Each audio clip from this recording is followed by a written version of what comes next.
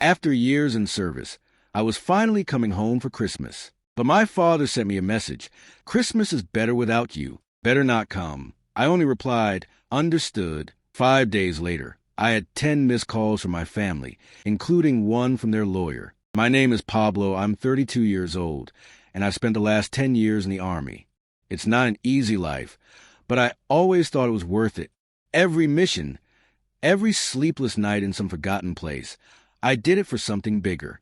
And if I'm honest, for my family, my parents, my younger sister Valeria, and my older brother Axel, I always believed my sacrifice was to give them a better life. But everything changed with one message. 5 days before Christmas, for the first time in years, I had leave to return home to Colorado Springs. I'd been stationed overseas for 18 months, and the idea of spending the holidays with my family kept me sane. I imagined the house with lights, the smell of turkey, the laughter. My mother made a pumpkin pie I loved, and my father, though tough, softened a bit at Christmas. Or so I remembered. The flight back was hell. Layovers in Frankfurt and Chicago before landing in Denver. While waiting for my luggage, I checked my phone and saw a message from my father. His messages were usually short. Call when you arrive, or bring beer. But not this one. I read it several times because I couldn't believe it. Christmas is better without you. Better not come. It was like a punch to the gut. I stood in the airport, people passing by, but everything felt blurry. I didn't know what to think. My hands shook as I typed a reply. I didn't want to sound broken, though I just wrote, understood, turned off my phone, and went to a hotel near the airport. I was going to spend a night there before taking a bus to Colorado Springs. But now I didn't know what to do. I wanted to call my father, yell, demand an explanation, but I didn't. If he didn't want me home, I wasn't going to beg. That night, I didn't sleep. I sat on the bed, thinking about the last times I spoke with my family. Nothing seemed off. My mother always said she was proud. Valeria sent me memes and asked for advice. Axel was distant, but I didn't think it was personal. And my father was always tough. But I never imagined this. The next morning, I made a decision. If they didn't want me home, I wouldn't go. But I also wasn't going to keep pretending everything was fine. For years, I'd set money to help with the house mortgage. When my father lost his job 5 years ago, I started covering it. It wasn't a small amount, but I did it because I thought it was my duty. If my father thought Christmas was better without me, then they could handle it themselves. With a coffee in hand, I opened my laptop and canceled the automatic mortgage payments. I didn't feel joy or revenge, just a strange weight in my chest. I closed the laptop and decided not to go to Colorado Springs. I rented a cabin outside Denver to spend the holidays alone. I thought the snow and silence would help me think. The first few days were strange. I wasn't used to having no orders or missions. I walked the trails, read a book I bought at the airport, and tried not to think about my father. But 2 days before Christmas, my phone started buzzing nonstop. I had 10 missed calls, 5 from my mother, 3 from Valeria, 1 from Axel, and 1 from an unknown number. The voicemail was from a man who introduced himself as Robert Klein, my family's lawyer. Mr. Pablo, I'm Robert Klein, your parents' attorney. I need to speak with you about an issue with the property in Colorado Springs. Please return my call. I listened to the message twice. The word property gave me a bad feeling. The only property was a house, the one I'd been paying for. I called the lawyer. Thank you for calling back, he said smoothly. There's an issue with your parents' house mortgage. The payment stopped, and if it's not resolved in 30 days, the bank will start foreclosure. I stayed silent for a second. I knew why the payments stopped. I canceled them. I didn't expect the bank to act so fast. I kept calm. I understand, I said, but I don't see why it's my problem. I've paid that mortgage for years, and no one asked me to. If they're in trouble, they can handle it. There was a pause. Klein spoke carefully. I understand this is difficult, but your parents can't pay. If nothing is done, they'll lose the house. I'm sorry. I replied, colder than I meant to. My father told me he didn't want me home. If Christmas is better without me, I guess the mortgage is too. I hung up. My heart was pounding, and for the first time in days, I felt anger, not at the lawyer, but at my father, my family, everything. For years, I gave everything for them, and now, because of one message, it all crumbled. That night, as I watched the snow fall outside the cabin, I got a message from Valeria. "Pablo, please call Mom. She's devastated. I don't know what happened with Dad, but we need you." I didn't reply. I turned off my phone and poured myself a whiskey. I knew this wasn't over. Canceling the payments would have consequences. But for the first time, I felt in control. And though I wouldn't admit it, I wanted to see how far this would go. The next day was quiet. Too quiet. I woke up early, made coffee, and walked in the snow. The cabin was small but cozy, with a fireplace that kept the cold at bay. I tried not to think about my family, but it was impossible. Valeria's message stuck with me. "We need you." Part of me wanted to believe it was true, but another part, still stinging from my father's message, couldn't trust it. I returned to the cabin at noon and turned on my phone. More missed calls. 3 from my mother, 2 from Valeria, and another from the lawyer, Robert Klein. There was also a message from my father. It was short as always, but this time it had a different tone. "Pablo, we need to talk. Call." I didn't call. Instead, I decided to contact a lawyer. I wanted to understand what was happening with the mortgage and why the bank had acted so quickly. I dialed Klein's number, and he answered on the second ring. "Mr. Pablo, thank you for calling," he said with that professional voice that was starting to annoy me. "We have a serious problem with the mortgage. I don't know if you're aware, but your name is on the documents as a co-signer. If the payments don't resume, the bank can come after your assets and wages." I froze. Co-signer? I never signed anything like that. I'd been paying the mortgage because I wanted to help, not because I was obligated. There was an awkward silence. "That's problematic," Klein said. "According to the bank's records, your signature is on the contract. If you didn't sign it, someone did in your name. We need to review this carefully because the bank won't wait. If the payments aren't made, they'll start legal action against you." I nearly dropped the phone. Someone had forged my signature, and it didn't take a genius to guess who. My parents were the only ones with access to my personal information when I started sending money. I felt a mix of rage and betrayal. For years, I thought I was helping willingly, but now it seemed they'd tied me to that debt without my consent. "I want to see those documents," I said, trying to stay calm. "And I'm not paying anything until this is cleared up." "I understand," Klein replied. "I can send you copies of the documents, but I warn you, the bank won't stop the foreclosure process while we investigate. And your parents, well, they're desperate. They've asked me to insist you resume the payments." "Let them handle it," I said and hung up. I sat on the couch, my mind racing. I couldn't believe my own parents had forged my signature, but the more I thought about it, the more it made sense. My father had always been controlling, and my mother, though sweet, never stood up to him. I vaguely remembered a time years ago when they asked me to sign some papers just in case. I said I'd do it later, but never did. Or so I thought. That afternoon, I got a call from my mother.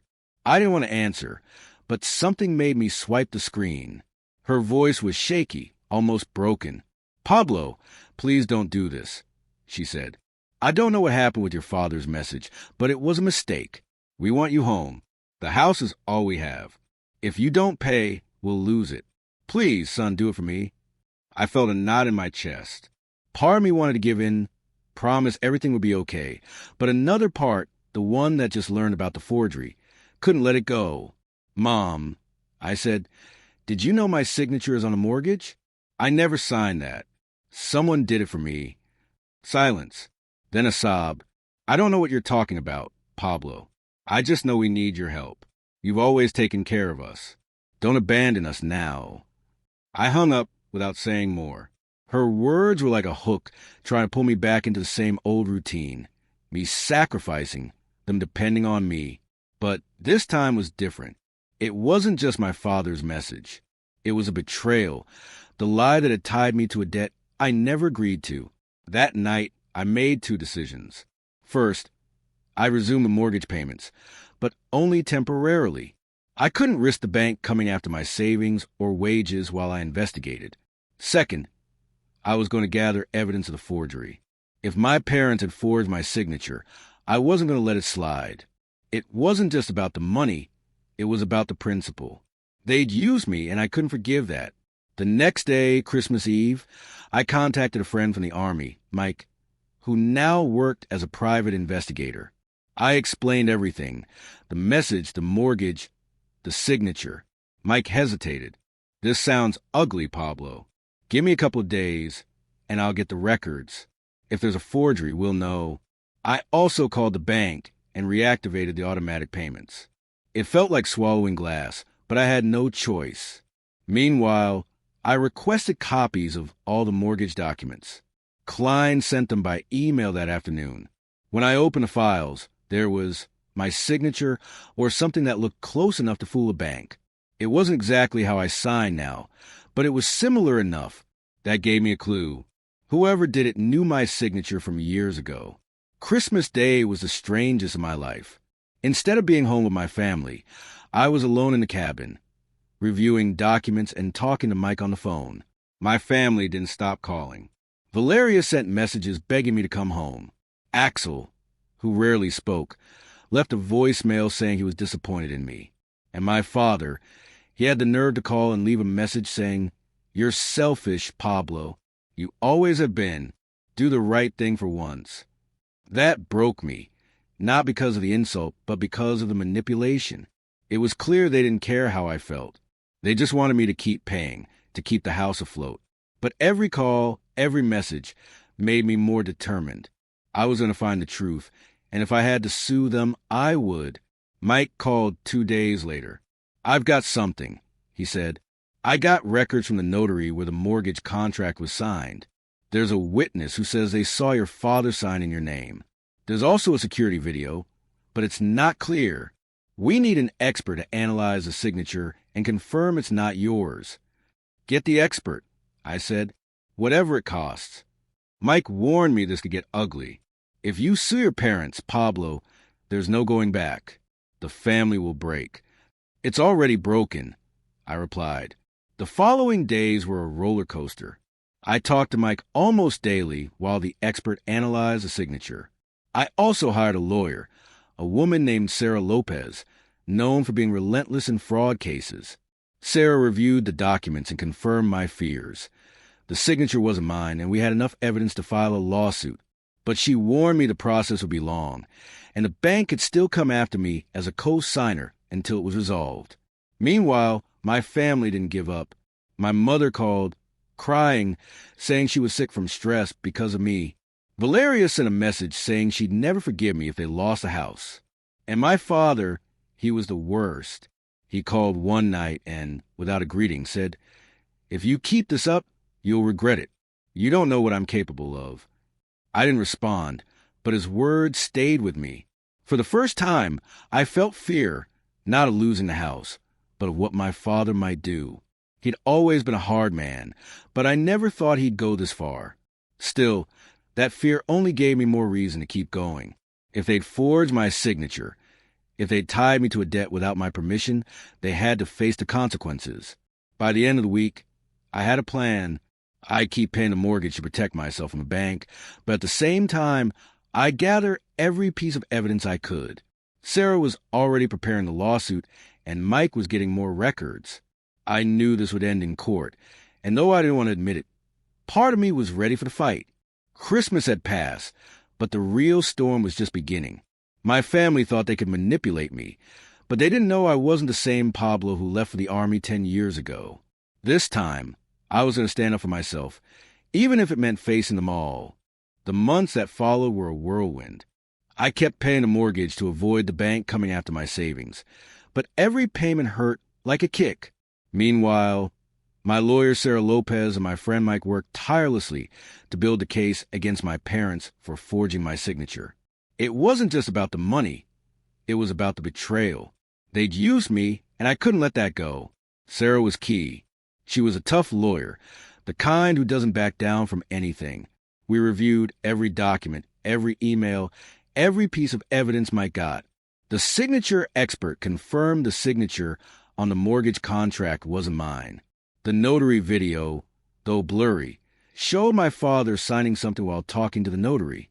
It wasn't definitive proof, but combined with notary employees' testimony who remember my father acting strange, we had a solid case. My family didn't sit idle. My mother kept calling, crying, saying she was sick from stress. Valeria sent angry messages, calling me a traitor. Axel, who usually stayed out of things, sent a message saying he was ashamed of me. And my father, he was the worst. One night he called and with a cold voice said, "If you go through with this lawsuit, I'll destroy you. You have no idea who you're messing with." His words gave me chills, but they didn't stop me. If anything, they made me more determined. Sarah warned me the trial would be tough, not just legally but emotionally. "You'll be in a courtroom facing your parents, accusing them of fraud," she said. That's not easy for anyone. But I'd already crossed that bridge. There was no turning back. The trial was set for a Friday morning in a Colorado Springs courtroom. It had been 4 months since Christmas, and though I was still in the Denver cabin, I had to travel for the hearing. When I arrived at the courthouse, I felt a knot in my stomach. The room was small, with gray walls and a cheap cleaner smell. Sarah was by my side, reviewing her notes. Mike was in the front row, giving me a supportive nod. On the other side of the room were my parents. My mother looked like a ghost, with red eyes and trembling hands. My father, on the other hand, glared at me with a fury I'd never seen. Valeria and Axel weren't there, but Sarah told me they'd sent statements supporting my parents. That hurt more than I expected. I thought at least Valeria would be on my side, but I was wrong. The judge, an older man with thick glasses, entered and started the trial. Sarah presented our case with precision. She explained how I'd been paying the mortgage for years without knowing my signature was on the contract as a co-signer. She showed the signature expert's analysis, the notary video, and the employee's testimony. Each piece of evidence was like a hammer striking down my parents' lie. Their lawyer, a nervous guy named Greg Turner, tried to defend them, saying I had verbally agreed to be a co-signer and that my payments were proof of that. He also tried to paint my parents as victims, saying they were desperate when they lost their jobs and acted out of necessity. But Sarah dismantled him quickly, pointing out that forgery was a crime regardless of the circumstances. When it came time for testimonies, it felt like walking on hot coals. I took the stand with my father's glare burning into me. I told my story, how I started paying a mortgage to help, how I never signed anything, how I discovered the forgery after my father's message. Their lawyer tried to trip me up, asking why I kept paying if I didn't want to. I answered calmly, because I didn't want the bank to take everything while I investigated what you did. Then it was my father's turn. He took the stand with his head high, as if he were in control. He said he never forged anything, that I'd given permission to use my signature. But when Sarah cross-examined him, he faltered. He couldn't explain why there were no documents with my authorization, or why the video showed him signing in my name. His voice cracked, and for a moment, I saw something I never expected. Fear. My mother didn't testify. Sarah thought it best not to push her, as she seemed on the verge of a breakdown, but her silence spoke volumes. She knew what they'd done and couldn't defend it. The trial lasted 2 days, but felt like an eternity. When the judge finally gave his verdict, I felt air return to my lungs. He declared the signature was forged and that I wasn't legally responsible for mortgage. He ordered my name removed from the contract and that the bank couldn't pursue me. Most importantly, he found my parents guilty of fraud. They wouldn't go to jail, but they had to pay a fine and face further investigation by the bank. When the judge finished, my father stood and left the room without looking at me. My mother stayed seated, crying silently. I wanted to approach her, say something, but Sarah stopped me. "Give it time," she said. "This isn't over, but you won today." That night, I returned to the cabin and poured myself a whiskey like the night it all began. But this time, I didn't feel anger or fear.